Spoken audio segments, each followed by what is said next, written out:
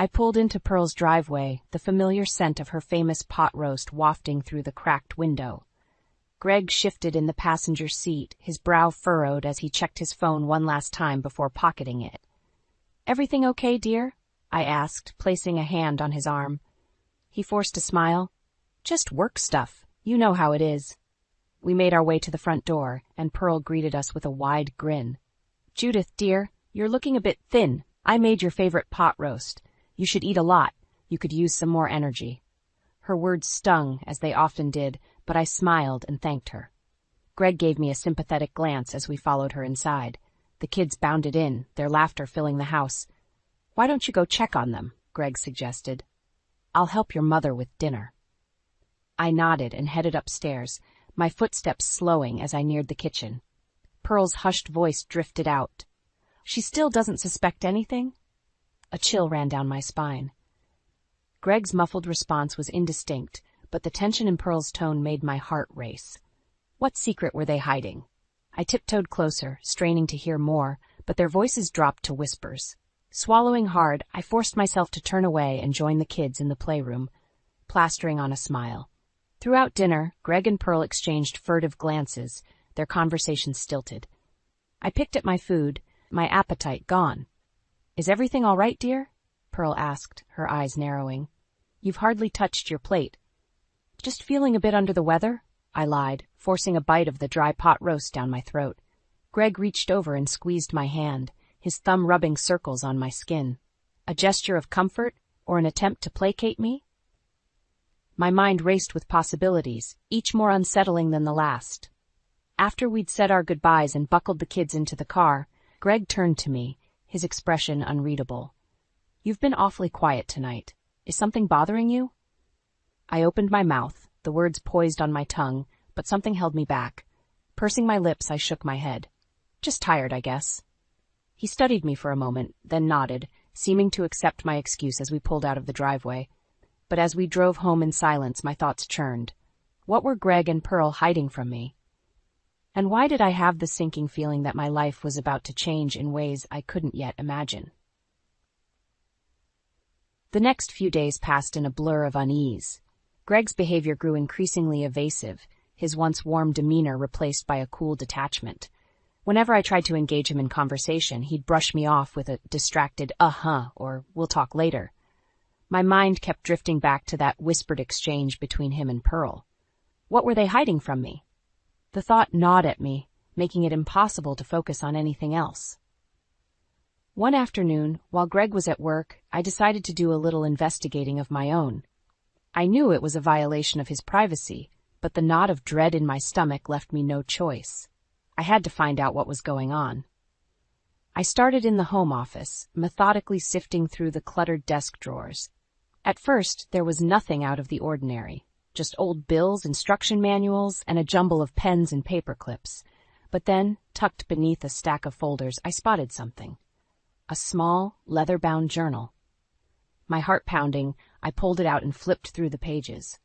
The entries were sparse, written in Greg's familiar scrawl, but what I read made my blood run cold. "Met with the estate planner today about selling the old Prescott property behind Judith's back. Pearl agrees this is the best way to secure our future without Judith getting in the way. Once I have the money from the sale, I can finally retire and be rid of that dead weight." The journal slipped from my trembling hands as the full weight of Greg's deception crashed over me. He was planning to leave me, to take everything we'd built together and discard me like garbage. And Pearl, my own mother-in-law, was in on it. Hot tears stung my eyes as a wave of nausea washed over me. How could they do this to me, after everything I'd sacrificed for this family? I forced myself to take a deep breath, then another. I couldn't confront Greg yet. Not until I had more evidence. But one thing was certain. I wouldn't go down without a fight. Over the next few weeks, I pored over our financial records, scouring old documents and statements for any sign of foul play. And sure enough, I found it. A trail of suspicious transactions and meetings, all pointing to Greg's elaborate scheme. With each new discovery, my anger and determination grew. He thought he could cast me aside like an old rag? Well, he was going to learn just how wrong he was. I knew I needed an ally, someone I could trust implicitly. That's when I thought of Carol. My oldest and dearest friend had been through the ringer herself after her husband's death. If anyone could understand what I was going through, it was her. I waited until Greg was out playing golf, then slipped over to Carol's place, the damning evidence tucked safely in my bag. As I spilled everything to her, I could see the rage simmering behind her eyes. "That snake," she hissed when I'd finished. "Don't you worry, Judith. We're going to take care of this, once and for all. Greg and that wretched mother of his won't know what hit them." A grim smile tugged at my lips. For the first time in weeks, I felt a glimmer of hope. Greg and Pearl might think they had me cornered, but they were about to learn just how formidable a woman scorned could be. With Carol's help, I spent the next few weeks meticulously gathering evidence of Greg and Pearl's deception. We pored over bank statements, investment records, anything that could shed light on their underhanded scheme. What we uncovered was a tangled web of lies and manipulation. Greg had been siphoning money from our joint accounts into a secret slush fund, no doubt to finance his grand retirement plans without me. And Pearl, that conniving snake, was aiding and abetting him every step of the way. But that wasn't even the worst of it. As we dug deeper, we realized their betrayal ran far deeper than just money. They'd been actively working to undermine me, to strip me of any power or agency within my own family. It started small at first, Greg forgetting to include me on important financial decisions, Pearl making snide comments about my supposed inability to handle such matters. But soon their tactics grew bolder. "Judith, dear, don't you think it's time we looked into selling the old Prescott place?" Pearl said one evening over dinner, her tone sickly sweet. "It's just sitting there, gathering dust. We could use the money for something more practical." I felt Greg's eyes boring into me, daring me to object. The Prescott property had been in my family for generations, passed down from my grandparents. It was my most prized possession, a piece of my heritage that money couldn't buy. I'm not sure that's a good idea," I stammered, my heart pounding. "That land means a lot to me." Pearl's face hardened. "Don't be so sentimental, dear. It's just an old plot of land. Surely you can see the sense in liquidating it." I opened my mouth to protest further, but Greg cut me off. "Mother's right, Judith. We should consider all our options here. Don't you want what's best for the family?" His words hung in the air, heavy with implication. I knew then that I was fighting a losing battle, at least for the moment. So I forced a tight smile and nodded, bile rising in my throat. Moments like that became increasingly common in the weeks that followed. Every time I tried to assert myself, to make my voice heard, Greg and Pearl were there to shut me down, to remind me of my supposed inadequacies. But I refused to be cowed, refused to let them break me. With each new slight, each backhanded insult, my resolve only hardened. They wanted to take everything from me? Fine, but I wouldn't go down without one hell of a fight. Carol and I began documenting every interaction, every underhanded comment or financial slight. We compiled a dossier of evidence that would make even the most hardened lawyer blush. "You're doing the right thing, you know," Carol said one afternoon as we pored over the latest batch of damning documents. "Greg and that wretched mother of his, they're going to get what's coming to them." I nodded, my jaw set. "They've underestimated me for far too long. It's time I show them just how strong I really am." With the evidence mounting and my anger simmering, I knew the time for confrontation was drawing near. Greg and Pearl thought they could cast me aside like an unwanted burden? Well, they were about to learn a brutal lesson in just how wrong they were. I was done being the meek, obedient wife. It was time to fight for what was mine, and God help anyone who stood in my way. The next Sunday dinner at Pearl's house was a tense affair. Greg and I picked at our food in silence, the weight of unspoken accusations hanging heavy in the air. Pearl, ever the gracious hostess, kept up a stream of forced small talk, but her eyes kept darting between us, sensing the undercurrent of tension. As the meal dragged on, I found myself growing bolder, the anger simmering just beneath the surface. Enough was enough. It was time to call their bluff. "You know, Greg," I said, keeping my tone light, "I was thinking the other day about how we haven't really invested in our marriage lately." I met his gaze, holding it firmly. "Maybe we should look into that instead of taking on new projects." His fork stilled, and I saw the briefest flicker of unease cross his features before the mask slipped back into place. "What did you have in mind, dear?" I shrugged, feigning nonchalance. "Oh, I don't know. A weekend getaway, just the two of us? Some quality time to reconnect?" My eyes bored into his, letting the implication hang in the air. Out of the corner of my eye, I saw Pearl shift in her seat, her lips pressed into a thin line. She knew I was baiting them, probing for weakness in their carefully constructed facade. Greg let out a strained chuckle. "That's a lovely idea, Judith, but you know how busy work has been lately. Maybe once things settle down a bit." "Of course," I said smoothly, hiding my smirk behind a sip of wine. "We wouldn't want to disrupt any of your special projects after all." Pearl's fork clattered against her plate, the sound jarring in the tense silence. "Well, I for one think it's an excellent idea." She cut in, her voice overly bright. "You two have been so distant lately. A little romantic getaway could be just the thing to rekindle that spark, don't you think?" Her eyes slid towards Greg, a silent challenge. He met her gaze for a beat, then cleared his throat. "You're probably right, Mother. We'll have to look into that." I hid my triumphant smile behind another sip of wine. They were rattled, that much was clear. Good. Let them stew in their guilt and uncertainty for a while. The rest of the dinner passed in much the same way, with me dropping not-so-subtle hints about my growing awareness of their schemes. Greg and Pearl grew increasingly flustered, their bravado cracking with each barbed comment. Finally, as we were preparing to leave, I pulled Greg aside under the guise of helping him with his coat. "You know, I've been doing some thinking lately," I murmured, keeping my voice low. "About our finances, future plans." He stiffened, but didn't quite meet my eyes. "Oh, what about them?" "Just that I want to be more involved," I said, injecting a note of steely resolve into my tone. "After all, we're partners in this marriage, aren't we? It's only fair that I have a say." For a moment, Greg's mask slipped, and I saw the briefest flash of panic cross his features. Then, just as quickly, it was gone, replaced by his usual smooth indifference. "Of course, dear," he said, forcing a tight smile. "We'll discuss it more later, hmm?" I nodded, returning his smile with one of my own. "I'll be looking forward to it." As we pulled out of the driveway, I could feel the weight of Greg's gaze boring into the back of my head. Let him wonder, let him squirm. The game was afoot, and this time I held all the cards. After that tense family dinner, I knew I needed reinforcements. As much as I hated to admit it, taking on Greg and Pearl alone would be an uphill battle. I needed an ally, someone with a keen eye and a loyalty that couldn't be shaken. That's when I thought of Carol.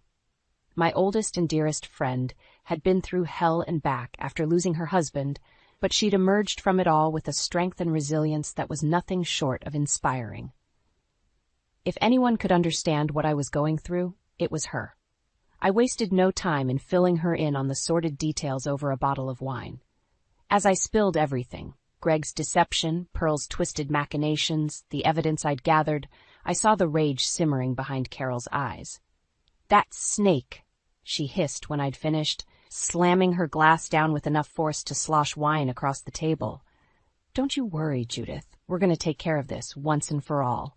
Greg and that wretched mother of his won't know what hit them." A grim smile tugged at my lips. With Carol in my corner, I felt a surge of confidence, of righteous determination. Greg and Pearl might think they had me cornered, but they were about to learn just how formidable a woman scorned could be.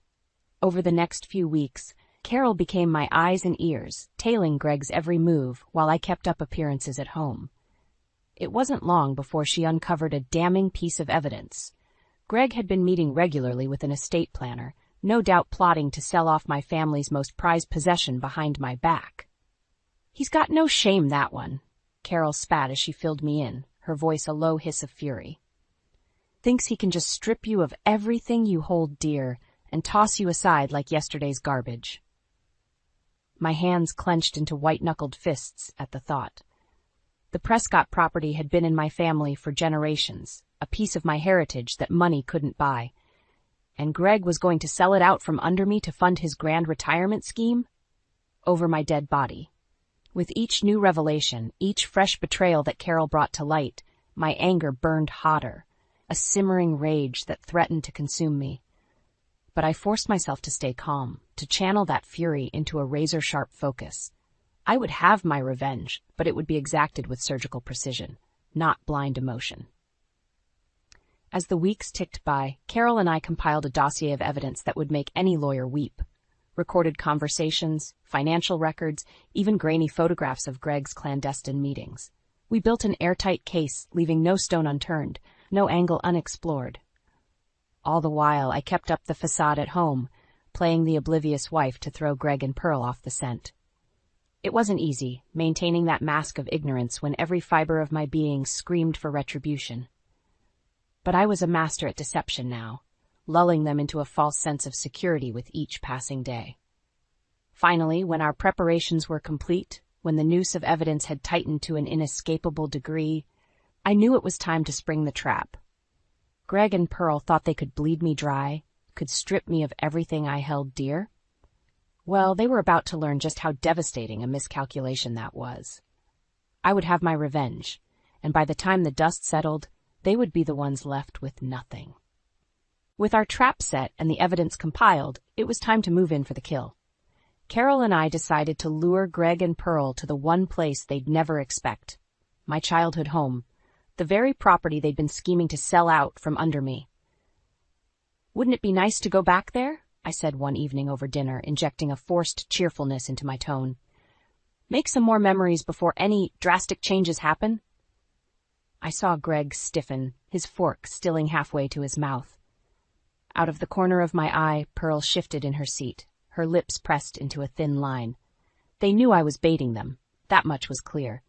But they had no idea just how tightly the noose had tightened around their necks. "That's a lovely idea, dear," Greg said at last, his voice carefully neutral. "We'll have to plan something soon." The smug satisfaction in his tone made my blood boil. He thought he had me fooled, that I was still the oblivious little wife blindly going along with his schemes. Well, he was in for a rude awakening. A few days later, we made the trip out to the old Prescott property, the place where I'd spent my happiest childhood days. As we pulled up the long, winding drive, memories came flooding back, climbing the ancient oak tree, chasing fireflies through the fields at dusk, the endless summers that seemed to stretch on forever. "Isn't this place just beautiful?" I said, spreading my arms wide as we stepped out of the car. "I have so many wonderful memories here." Greg cleared his throat, suddenly looking ill at ease. "Yes, well, about that, Judith." I turned to face him, my expression one of studied innocence. "Was there something you wanted to tell me, Greg?" He opened his mouth, then closed it again, his eyes sliding towards Pearl. She gave him the barest of nods, her jaw set in a hard line. Finally, Greg seemed to find his voice. "We've been discussing the possibility of selling this property. For the assets, you understand." There it was, the truth laid bare at last. I felt a surge of vindictive satisfaction, knowing that the trap had been sprung. Keeping my expression carefully neutral, I met his gaze steadily. "Is that so? And when exactly were you planning on discussing this with me?" Greg shifted uncomfortably, his eyes dropping to the ground. "We didn't want to worry you unnecessarily until you'd already made up your minds, you mean?" I cut him off, my voice deceptively mild. "Until you'd gone ahead and sold off a piece of my family's legacy without so much as a by your leave?" Silence stretched between us, thick and suffocating. Greg opened his mouth, no doubt to spew more excuses and lies, but I held up a hand to stop him. "Save it, Greg. The jig is up." With those words, I pulled out the damning dossier Carol and I had compiled. Photos, recordings, like reams of financial documents laying out their betrayal in stark, irrefutable detail. As the evidence piled up at their feet, I saw the blood drain from Greg's face, leaving him ashen and shaken. You've been watching us? Investigating us this whole time?" His voice cracked with a combination of rage and disbelief. I shrugged, feigning nonchalance. "I had to know what I was dealing with, didn't I? And let's just say the truth is illuminating." Pearl stepped forward then, her face contorted in a mask of fury. "You lying, conniving little—" "Don't!" My voice lashed out like a whip, stopping her in her tracks. "Don't try to play the victim here, Pearl. You're just as guilty as your son in all of this." I turned my gaze to Greg, holding it with every ounce of strength I possessed. "You thought you could cut me out? Leave me with nothing while you lived out your golden years on my family's dime? You underestimated me, Greg. Both of you did. My hands clenched into white-knuckled fists as the rage I'd been holding back finally broke free. Well, let me make one thing crystal clear. I won't be the one left with nothing when this is all over. You can bet your miserable lives on that. As the words left my lips, I felt a surge of power, of righteous vindication. The game was over, the deception laid bare. Greg and Pearl had made their bed, and now it was time for them to lie in it. They wanted a war? They were about to get one. And by the time the dust settled, they'd be the ones left broken and destitute. Not me. Not this time. The look of stunned disbelief on Greg and Pearl's faces would have been almost comical if the situation weren't so deadly serious. As the weight of the evidence I'd gathered settled around them, realization seemed to dawn in their eyes. The game was up, the deception laid bare. You? You've been watching us this whole time? Greg sputtered, his face mottled with rage. Investigating us behind our backs? I met his gaze steadily, refusing to be cowed. I had to know what I was up against, didn't I? And let me tell you, the truth is illuminating. Pearl stepped forward then, her eyes blazing with fury. You lying, conniving little... Don't. The word cracked like a whip, stopping her in her tracks. Don't try to play the victim here, Pearl. You're just as guilty as your son in all of this. I turned my attention back to Greg, holding his stricken gaze with every ounce of strength I possessed. You thought you could cut me out, leave me with nothing while you lived out your golden years on my family's dime? You underestimated me, Greg. Both of you did. My hands clenched into white-knuckled fists as the rage I'd been holding back finally broke free. Well, let me make one thing crystal clear. I won't be the one left with nothing when this is all over. You can bet your miserable lives on that. An uneasy silence fell over the group, thick and suffocating. Greg opened his mouth, no doubt to spew more lies and excuses, but I cut him off with a sharp gesture. Save it. I'm done listening to your silver-tongued deceptions. I turned to face the small crowd of family and friends Carol had gathered as witnesses.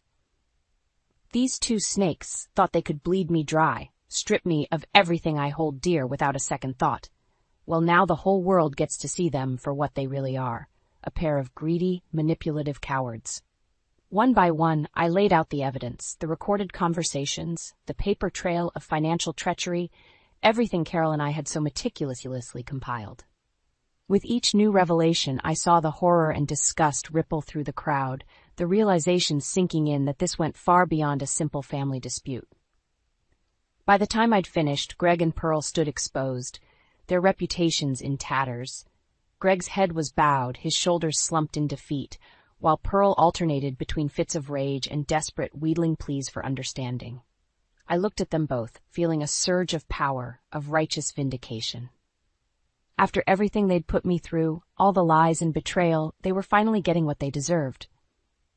You see, I said, addressing the crowd once more. This is what happens when greed and selfishness are allowed to fester. This is what family means to people like them. I shook my head, my lip curling in disgust. Well, I for one have had enough. Turning to face Greg and Pearl, I drew myself up to my full height, steadying my voice. Our marriage is over. I want nothing more to do with either of you. The words hung in the air, heavy and damning. For a long moment, Greg and Pearl simply stared at me, dumbstruck. Then, finally, Greg seemed to find his voice. Judith, please, he croaked, reaching out a hand in a pleading gesture. We can work through this, fix what's been broken. But I was already shaking my head, my mind made up. It's too late for that, Greg. You made your choices, and now you have to live with them. I looked at him, at the man I'd once loved, and felt nothing but a hollow emptiness. I'm taking back what's mine, my money, my property, my dignity, and when I walk away from here, you'll never see me again. As the words left my lips, I felt a profound sense of peace settle over me. The shackles of my marriage had been broken. The weight of Greg and Pearl's betrayal finally lifted from my shoulders. I was free to live my life on my own terms without their toxic influence dragging me down. Greg opened his mouth again, but I didn't stick around to hear whatever desperate pleas he had left. Turning on my heel, I strode away from the wreckage of my old life. Carol falling into step beside me with a proud smile. A new chapter was beginning, one forged in the fires of hardship and deception. And this time, I would be the one holding the pen. The weeks following my explosive confrontation with Greg and Pearl were a whirlwind. Lawyers were called, assets were divided, and the once unbreakable bonds of family were severed with a few strokes of a pen. Through it all, Carol was by my side, her steady presence and sage advice keeping me grounded amidst the chaos. As the dust settled and I finally extricated myself from the wreckage of my marriage, she was the one constant, the reminder that I didn't have to go through this alone. "You did the right thing, you know," she said one evening over glasses of wine, her eyes shining with a mixture of pride and compassion. "Greg and that viper of a mother-in-law, they never deserved you." I managed a wan smile, tracing the rim of my glass with one finger. "I know. Doesn't make it any easier, though." Carol reached across the table, covering my hand with her own. "Of course not, honey. But you're free now, free to live your life on your own terms without their toxicity dragging you down." Those words resonated deep within me, sparking a flicker of hope amidst the grief and anger. She was right. I was free, liberated from the shackles of a marriage built on lies and betrayal. The path ahead was uncertain, but it was mine to forge, unencumbered by Greg and Pearl's poisonous influence. In the end, I walked away with more than just my share of the assets. The Prescott property, that beloved piece of my family's legacy, remained safely in my possession, untouched by Greg's greed. Petty revenge, or a hard-won victory? I preferred to see it as the latter. As for Greg and Pearl, well, let's just say the aftermath of their deception wasn't pretty. Word of their treachery spread like wildfire, and before long they found themselves social pariahs, shunned by the very circles they'd once moved so comfortably within. Greg's business prospects withered on the vine as clients and investors pulled their support, leaving him a shell of his former self. Pearl fared little better. Forced to downsize from her palatial home, she became a recluse, her once vibrant social life reduced to bitter monologues over lukewarm tea. The mother-son duo that had once seemed so unstoppable was now little more than a cautionary tale, a living embodiment of the consequences that come with unchecked greed and manipulation. Through it all, I refused to gloat or revel in their downfall. Satisfying as it was to see them reap what they'd sown, I knew dwelling on it would only poison my own chance at happiness. There would be no more energy wasted on Greg and Pearl. That chapter of my life was over, forever closed. Instead, I turned my focus to new horizons, to building the life I'd always dreamed of but been too afraid to pursue. With Carol by my side, we made the decision to leave the city behind, trading the noise and grime for a small, picturesque town, where the air was fresh and the people were warm. It was there, in that idyllic little hamlet, that we opened our boutique, a charming little shop filled with artisanal crafts and locally sourced treasures. From the moment we hung that open sign, it felt like coming home, like stepping into the life I was always meant to lead. "Here's to new chapters," Carol said on our opening day, raising a glass of crisp white wine. "Our best decisions always come from our worst situations, don't they?" I clinked my glass against hers, a genuine smile spreading across my face. "They certainly do, my friend. They certainly do." As I looked around at the beautiful space we'd created, at the promise of new adventures and second chances, I felt a profound sense of peace settle over me. The road ahead was uncharted, full of twists and turns I couldn't yet foresee. But one thing was certain. Whatever came next, I would face it on my own terms, beholden to no one but myself. Greg and Pearl's betrayal had been the catalyst for a total life reset, a chance to shed the dead weight of a toxic relationship and start anew. And I had no intention of squandering that gift. This was my life now, my chance to finally live it to the fullest. And live it I would, with open arms and an open heart, embracing every moment as it came.